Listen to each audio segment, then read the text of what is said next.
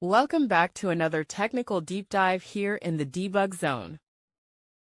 Today we're tackling a big question and breaking it down with insights from other users. Hopefully this clears up some misconceptions and helps you get the answer you need. So buckle up, stay a little curious, and let's jump right in.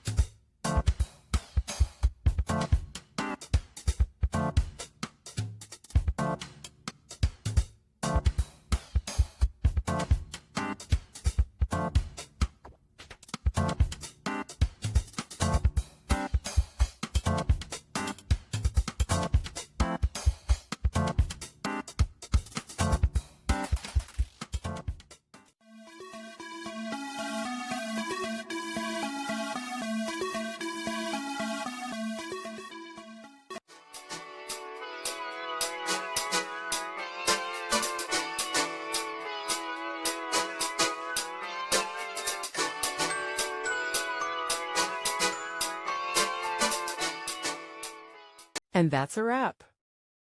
I hope you found the answer you were looking for. If you did, take a second to hit that subscribe button. It really helps out. And let me know in the comments which solution worked best for you.